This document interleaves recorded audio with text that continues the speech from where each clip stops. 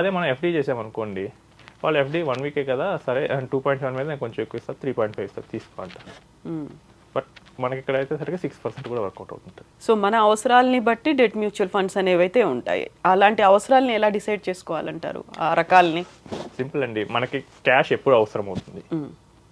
అప్పుడు నేను నాకు రేపు మనీ కావాలి, నా దగ్గర ఈరోజు అకౌంట్లో ఉన్నాయి, నాకు ఈ నైట్ అక్కర్లేదు అనుకోండి, ఓవర్ నైట్ ఫండ్స్లో పెట్టేస్తాం. నాకు అలా కాదు, నాకు 3 months తర్వాత ఫీజు కడతాం, పిల్లల ఫీజు, అప్పుడు లిక్విడ్ మ్యూచువల్ ఫండ్. 6 months తర్వాత నేను పిల్లోని మాస్టర్స్ జాయిన్ చేయాలి, సో అప్పుడు 6 months టార్గెట్ ఉండే మ్యూచువల్ ఫండ్స్ ఉంటాయి, డెట్ మ్యూచువల్ ఫండ్స్, వాటిని అల్ట్రా షార్ట్ మ్యూచువల్ ఫండ్స్ అంటాం. వాటిలో పెడతాం. నాకు అసలు తెలియదు డ్యూరేషన్, కాకపోతే నాకు నెక్స్ట్ 1 yearలో ఎప్పుడైనా అవసరం అవ్వచ్చు.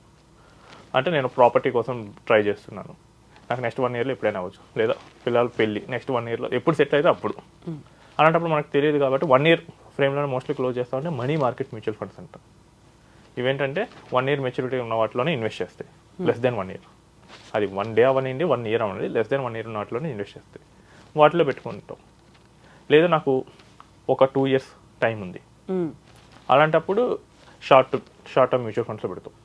ఎప్పుడైతే మనకి టైం కరెక్ట్గా 1 year అని తెలిసింది అనుకోండి, అప్పుడే ఎఫ్డి ఆర్ మ్యూచువల్ ఫండ్ వాటి మీద చూడాల్సి వస్తుంది. అండ్ ఇంకోటి ఏంటంటే ట్యాక్స్ ట్రీట్మెంట్ డిఫరెంట్గా ఉంటుంది వీటికి. ఇప్పుడు రిటైర్ అయిన వాళ్ళు చాలామంది ఏంటంటే ఎఫ్డీస్లో పెట్టుకుంటారు. ఎఫ్డి ఇంట్రెస్ట్ ఈజ్ ట్యాక్సబుల్, వాళ్ళకి ఉన్న ఇంట్రెస్ట్ మొత్తం వాళ్ళ అకౌంట్కి యాడ్ అయిపోతుంది. ఈవెన్ వాళ్ళ అకౌంట్ క్రెడిట్ అవ్వకపోయినా కానీ కట్టాల్సిందే.